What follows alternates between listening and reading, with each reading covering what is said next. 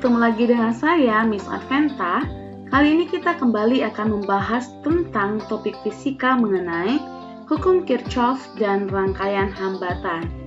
Di sini nanti kita pada rangkaian hambatan akan membahas beberapa soal yang akan bisa kita jawab dan kita kerjakan. Oke, sebelum saya memulai menjelaskan tentang topik hari ini, jangan lupa untuk subscribe, like, dan share video ini kepada kawan-kawan kamu supaya lebih banyak lagi orang yang memahami tentang topik hukum Kirchhoff dan rangkaian hambatan. Oke, untuk mempersingkat waktu, kita mulai saja pembahasan topik kita pada hari ini. Oke, pertama kita akan membahas mengenai hukum 1 Kirchhoff. Suatu rangkaian ataupun suatu rangkaian listrik dari sumber tegangan yang melalui beberapa alat-alat listrik dapat berupa rangkaian bercabang ataupun rangkaian yang tidak bercabang. Jadi pertanyaannya nih, bagaimanakah kuat arus di dalam rangkaian tidak bercabang dan rangkaian bercabang? Oke, saya akan tampilkan di hadapan kamu. Untuk pertama mengenai kuat arus listrik dalam rangkaian tak bercabang. Ya, di hadapan kamu di sini sudah ada gambar mengenai kuat arus listrik dalam rangkaian yang tak bercabang ya, atau yang kita sebut lain seri. Oke, di sini terdapat 3 buah amperemeter dalam rangkaian tak bercabang. Amperemeter pertama, kedua, dan yang ketiga. Oke, jadi ketiga amperemeter ini menunjukkan pembacaan yang sama. Misalnya nih, kalau sini 1 ampere, di sini juga 1 ampere, dan ini juga 1 ampere. Jadi dengan demikian, di dalam rangkaian tak bercabang, kuat arus listrik itu di setiap titiknya besarnya sama. Jadi, saya ulang lagi, pada rangkaian yang tak bercabang, besar kuat arus listrik yang mengalir pada setiap titik rangkaiannya ini adalah sama. Oke, bisa ya? Oke, kita lanjut akan ke kuat arus listrik dalam rangkaian yang bercabang. Nah, di hadapan kamu sudah ada gambar mengenai kuat arus listrik dalam rangkaian bercabang. Coba perhatikan gambar tersebut, ya. Oke. Jadi di sini ada titik P dan titik Q. Jadi P dan Q ini adalah titik cabang dalam rangkaian.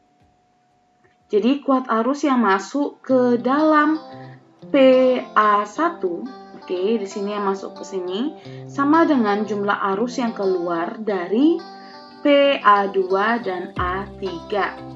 Oke, jadi arus yang keluar dari PA2 dan A3, misalnya di sini nih. Oke, bentar ya. Nih, misalnya di sini ada I2 ya, dan I3. Ini akan sama jumlahnya dengan kuat arus yang masuk pada A1. Jadi di sini akan keluar. Bisa ya? Jadi jumlah arus yang A2 dan A3 itu sama dengan arus masuk yang ke A4 ini. Nih, dia akan masuk ke A4 ini. Oke? Jadi dengan kata lain, kita bisa simpulkan bahwa jumlah kuat arus yang masuk ke titik suatu titik cabang itu sama dengan jumlah kuat arus yang keluar dari titik cabang itu. Oke, saya ulangi sekali lagi.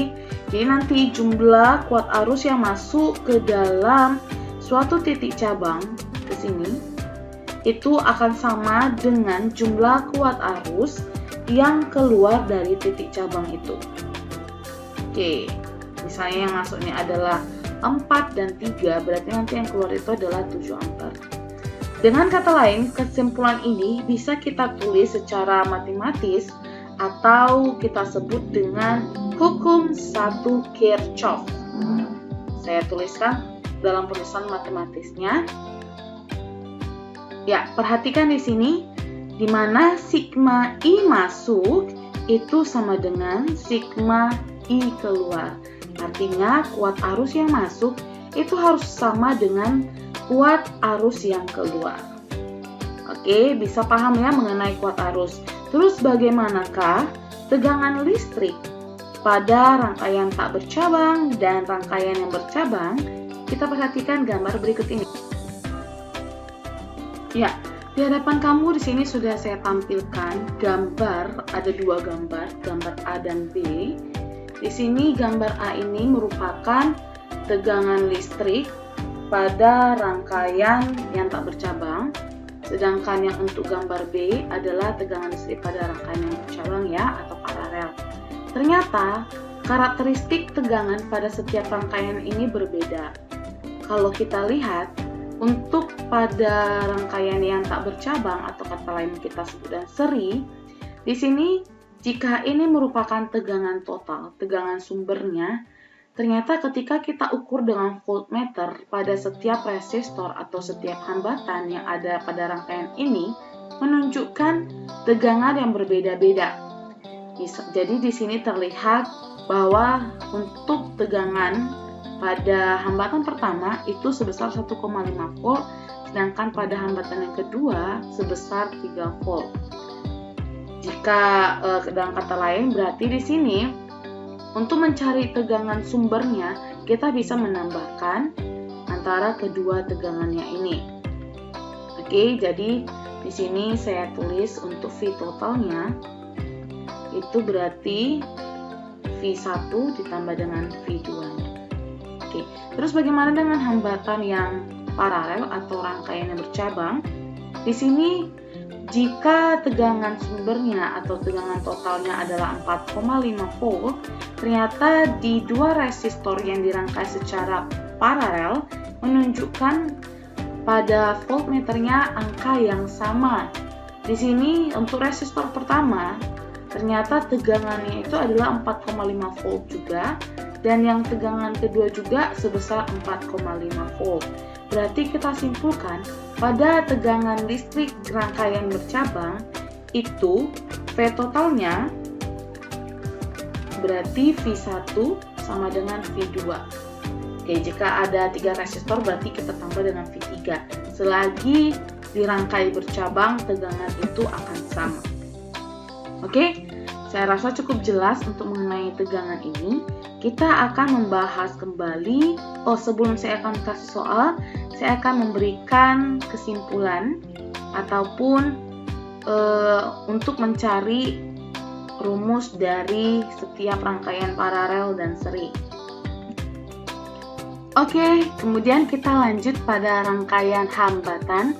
Di sini rangkaian hambatan tidak jauh berbeda dengan yang sebelumnya mengenai rangkaian untuk pada rangkaian bercabang dan tak bercabang. Di sini kita ganti dengan sebutan untuk rangkaian yang tak bercabang itu kita sebut dengan seri, sedangkan rangkaian yang bercabang itu kita sebut dengan paralel.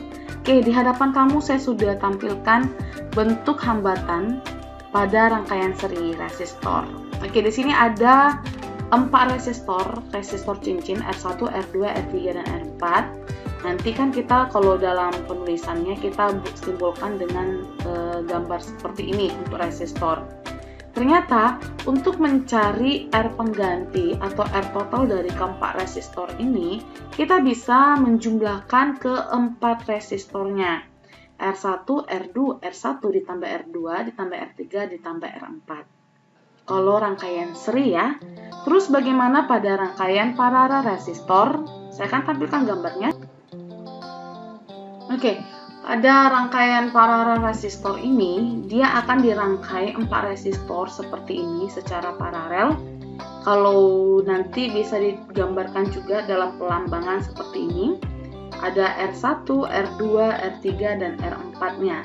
Jadi untuk mencari pengganti R pengganti atau R total dari keempat resistor ini, kita bisa menggunakan 1 per R1 ditambah 1 per R2 tambah 1 per R3 ditambah dengan 1 per Rn jika resistor cukup banyak. Tapi perlu diperbaiki juga di sini bahwa ini adalah 1 per R totalnya. Oke, tolong diperbaiki ya di catatan yang kalian punya. Oke, jadi saya ulangi kembali. Untuk mencari rangkaian pengganti pada resistor paralel, 1 per R total sama dengan 1 per R1 tambah 1 per R2 tambah 1 per R3 dan selanjutnya. Oke, jadi supaya kamu lebih paham, saya akan berikan contoh soal yang akan kita bahas untuk mengenai topik kita pada hari ini, baik itu Kirchhoff maupun rangkaian pada resistor. Ya, sebelum kita bahas soal, saya akan menyimpulkan dulu topik kita pada hari ini. Di sini saya berikan gambar rangkaian seri dan gambar rangkaian paralel. Tadi kita sudah membahas tentang arus, kuat arus, tegangan, dan hambatan ya. Jadi pada rangkaian seri, kuat arus itu sama di setiap resistornya, di setiap titiknya.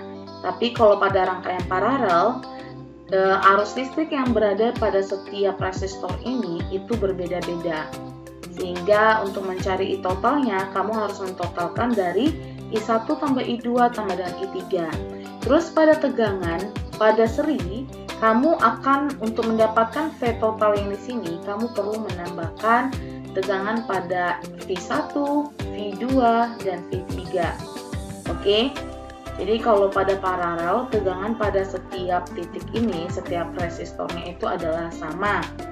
Terus untuk mencari R total dari rangkaian seri, kamu tinggal menambahkan setiap resistornya, seberapa besarnya gitu. Sedangkan pada paralel, kamu perlukan untuk mencari R totalnya, kita buat 1 per R sama dengan 1 per R1 tambah 1 per R2 tambah 1 per R3. Jelas ya? Kita lanjut ke contoh soal. Kita mulai saja. Ya, untuk soal yang pertama, saya akan bacakan.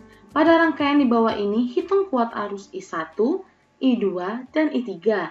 Di mana ini adalah I1, mana I1 ya? Oke, di sini I1-nya sudah ya.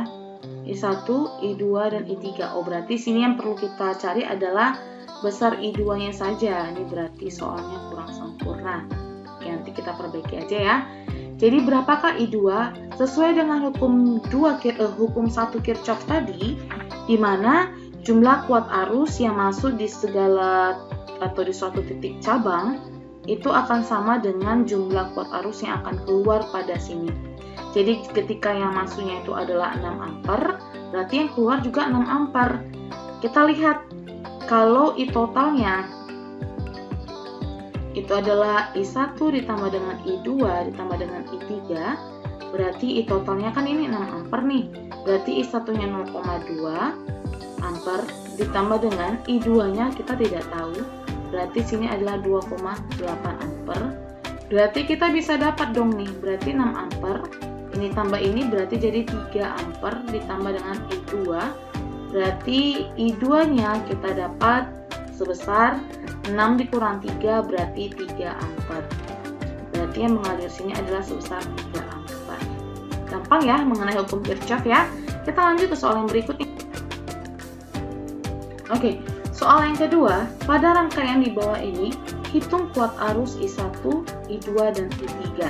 Kita lihat berapakah I1 ini, kemudian I2-nya, dan I3-nya berapa. Oke, nah jadi di sini kita lihat bahwa kuat arus yang masuk itu sebesar 100 mA. Berarti yang keluar juga harus 100 mA. Berarti sudah terjawab dong I3-nya nih. I3-nya berarti sebesar 100 mA juga ya. Berarti sini kita buat bisa langsung jawab nih. 100 mA juga karena I masuk sama dengan I keluar. Saya buat catatan dulu. I masuk itu sama dengan jumlah I yang keluar. Sesuai tadi hukum 1 Kirchhoff. Kemudian di sini kita lihat untuk menjawab yang ini.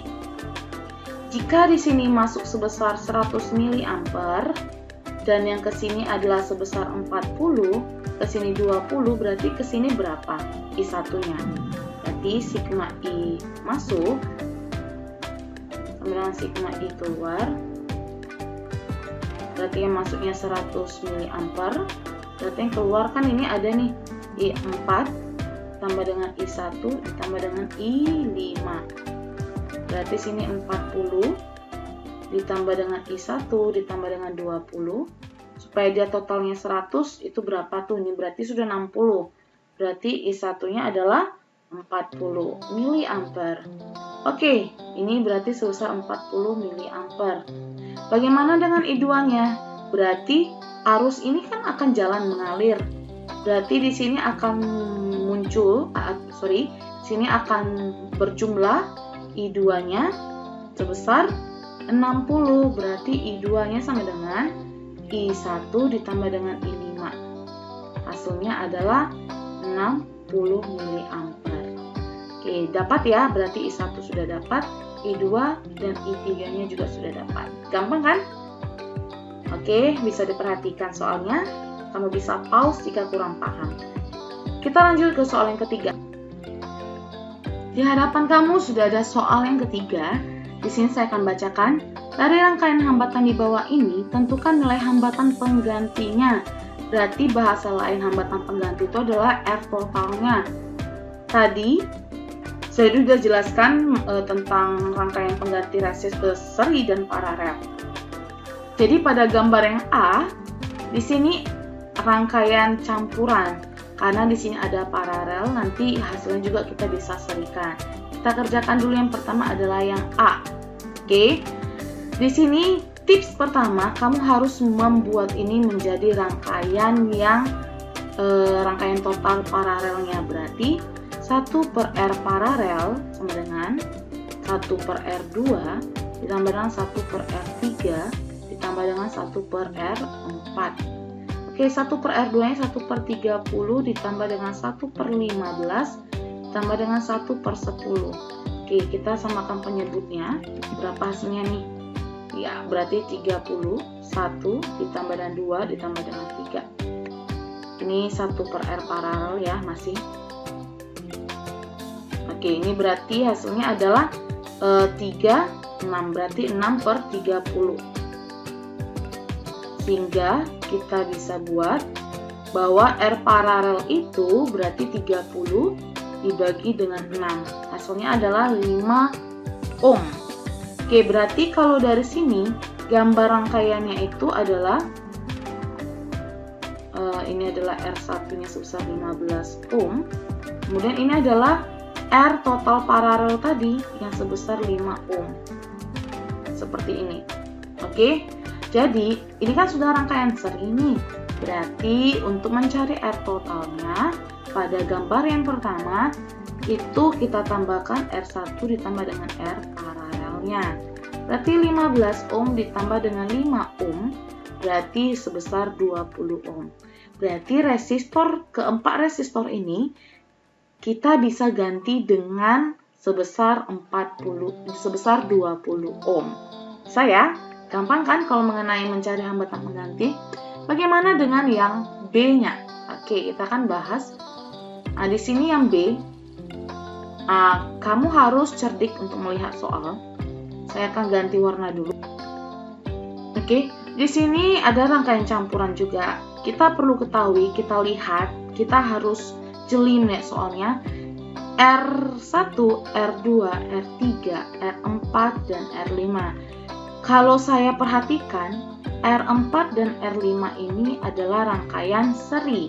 Meskipun dia berbengkok, tetapi dia tidak memiliki cabang. Sehingga pertama-tama saya cari dulu R seri pertama, ataupun R seri pertama, itu berarti R4 ditambah dengan R5.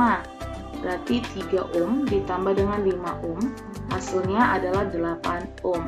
Berarti gambarnya itu dia berubah menjadi seperti ini. Ya, gambarnya menjadi seperti ini ya.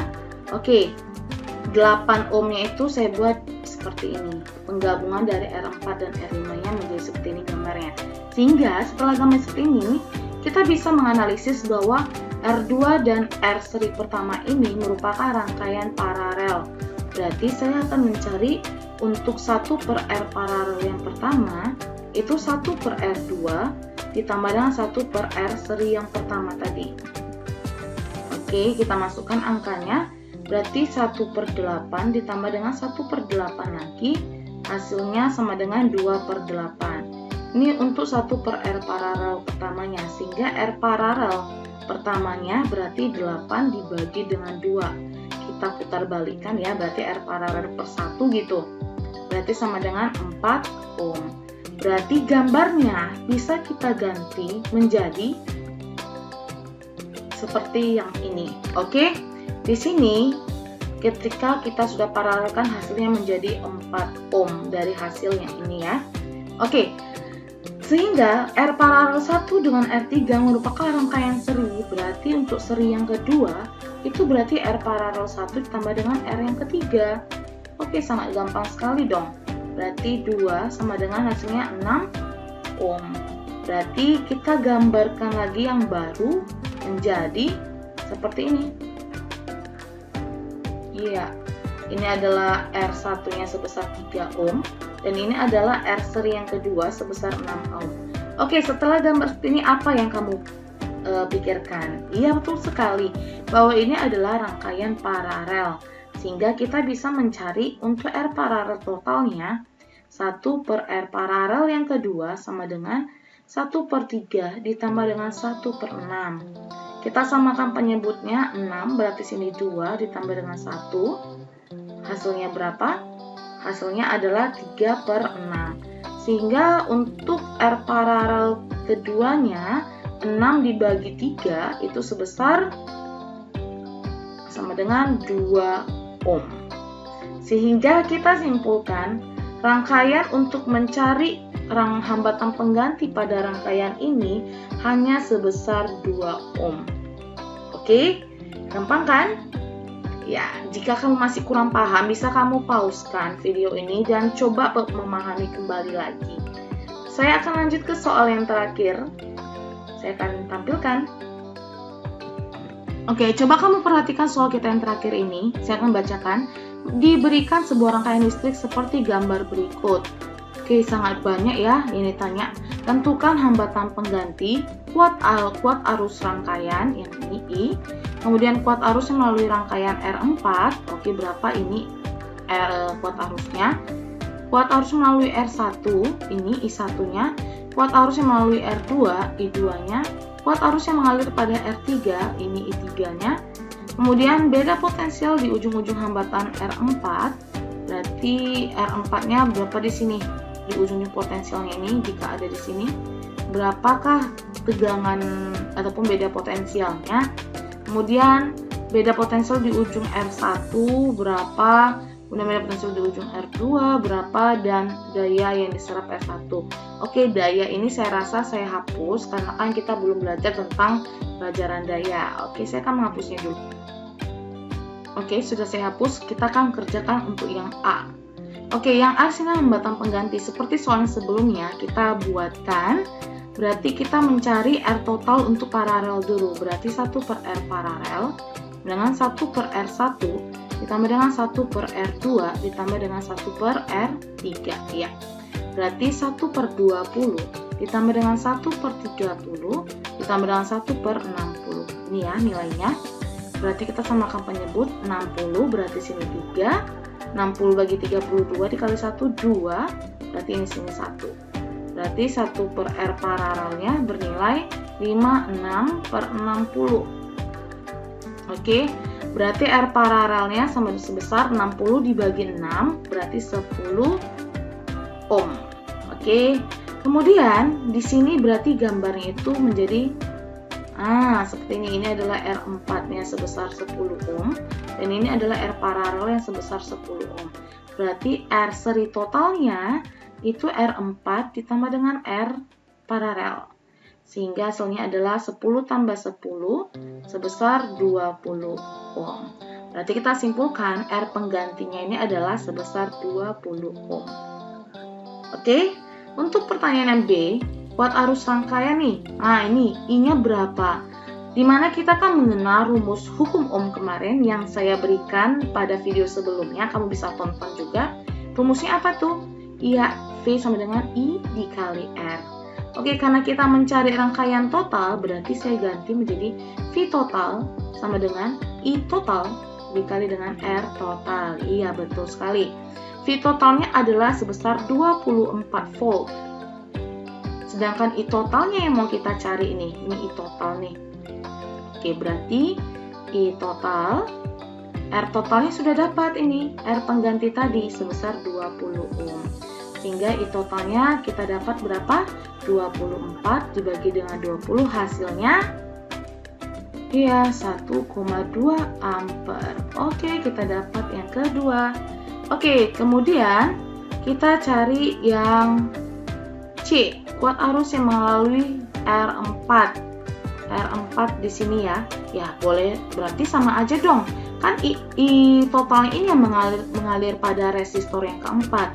Berarti kita simpulkan I4 itu akan bernilai 1,2 ampere juga loh.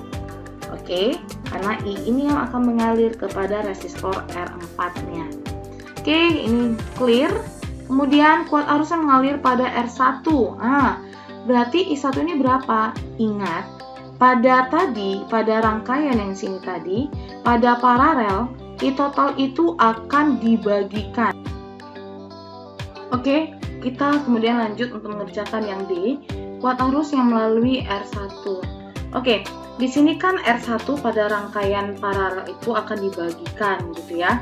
Berarti saya bisa tulis juga di sini dulu, di mana arus yang mengalir pada I1, I2, dan I3 ini kan bersumber dari 1,2 ampere nih, yang mengalir dari I ini, yang sebesar 1,2 ampere.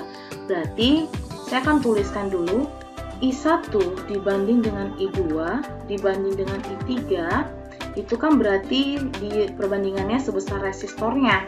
Jadi semakin besar hambatannya pasti kuat arusnya akan semakin kecil gitu. Jadi sini 1/R1 dibanding dengan 1/R2 dibanding dengan 1/R3. Oke, jadi kita bisa tuliskan 1/R1 20 ohm dibanding dengan 1/30 dibanding 1/60. Di sini ya hasilnya dari sini. Oke, jadi kalau saya tuliskan berarti I1 dibanding dengan I2 dibanding dengan I3 itu nilainya akan kita bandingkan berarti 3 banding 2 banding 1. Oke, kalau kita kalikan 60 ini. Oke, kenapa sih bisa dapat 3 banding 2 banding 1? Oke, di sini coba kalau kita perhatikan, di sini saya kali 60. Berarti ini akan menghasilkan 60 kali dengan 20 berarti 3 ya. 3 banding 1/30 dikali 60 adalah 2. Kemudian 1/60 dikali 60 hasilnya adalah 1. Hasilnya adalah 1 di sini. Oke, nah makanya 3 banding 2 banding 1 ini saya tuliskan di sini secara langsung. Oke, kita lanjut. Sehingga jika yang ditanya adalah I1 berarti kita bisa menggunakan perbandingannya berarti 3 per jumlah I total, perbandingan R totalnya berarti sini 3 ditambah 2 ditambah dengan 1. Oke, dikali dengan I totalnya. Sehingga saya tuliskan 3 dibanding dengan 6/6 dikali dengan 1,2 dari hasil yang sini. Oke, hasilnya berapa? Setengah dikali dengan 1,2 ya kamu boleh cari, nanti hasilnya adalah 0,6 ampere untuk nilai I1. Terus bagaimana untuk nilai yang I2? Oke, resistor 1 sudah ya. Kemudian bagaimana untuk yang kuat arus melalui resistor 2? Berarti sini kita pakai perbandingan ini juga. Untuk mencari I2 berarti kita gunakan adalah 2. Oke, 2 per 6. 6-nya adalah totalnya ya. Kita totalkan 3 tambah 2 tambah 1. Dikali dengan I totalnya. Berarti 2 per 6 dikali dengan 1,2. Oke. Hasilnya berapa? Ya, hasilnya nanti adalah 1/3 dikali 1,2 berarti 0,4 ampere. Begitu juga dengan yang ini R3-nya, kuat arus mengalir pada R3 berarti 1/6 dikali dengan 1,2. Hasilnya adalah 0,2 ampere. Oke, dapat ya I3-nya juga. Jadi, kamu bisa menggunakan perbandingan ini. Terus kita akan jawab yang G, beda potensial ujung-ujung hambatan R4. Oke, di sini ya. Berapakah beda potensial ujung-ujung pada hambatan R4? Berapa sih ini tegangannya? Oke, berarti ini sudah gampang. Berarti untuk mencari beda potensial di ujung hambatan R4, itu kita pakai berarti V4 ya, yang ditanya itu ya. V4 dikali dengan R4. Oke, V4-nya bernilai, itu yang ditanya. I4-nya adalah, ya kita lihat I4-nya itu adalah yang mengalir tadi adalah 1,2 ya, di sini. 1,2 nih, kita bisa pakai yang ini. 1,2, di mana R-nya sebesar 10 ohm. Berarti kita tulis saja. Di sini berarti 1,2 dikali dengan dikali 10 ohm tadi. Nilai hambatannya. Berarti 12 volt. Oke, ini sudah dapat. Kemudian beda potensial di ujung R1, begitu juga cara pengerjaannya. Berarti V1 sama dengan I1 dikali dengan R1. I1-nya tadi ini 0,6. Dan hambatannya berapa? Kita lihat ke atas lagi gambarnya. Hambatannya adalah sebesar 20 ohm. Berarti kita tuliskan saja di sini dikali dengan 20. Hasilnya berapa? Iya, 0,6 kali 20 berarti sebesar 12 volt juga. Oke. Nah, terus bagaimana dengan beda potensial di ujung R2? Berarti kita gunakan V2 lagi dong. Berarti tidak perlu kita cari secara perhitungan. Karena mengapa? Pada rangkaian paralel, tegangan pada R1, R2, dan R3 itu sama. Berarti jika R1-nya tadi adalah 12 volt, berarti beda potensial pada R2 juga 12 volt. Dan beda potensial pada R3 juga 12 volt. Jadi di sini saya buat adalah 12 volt. Bisa ya? Karena merupakan rangkaian paralel. Saya rasa cukup sekian dulu, cukup panjang video kita kali ini. Mudah-mudahan kamu dapat memahaminya. Jika tidak paham, kamu bisa memulai dari awal lagi ataupun pause supaya kamu bisa lebih banyak waktu untuk memahami contoh soal yang sudah saya berikan. Sampai jumpa di video selanjutnya. Bye-bye.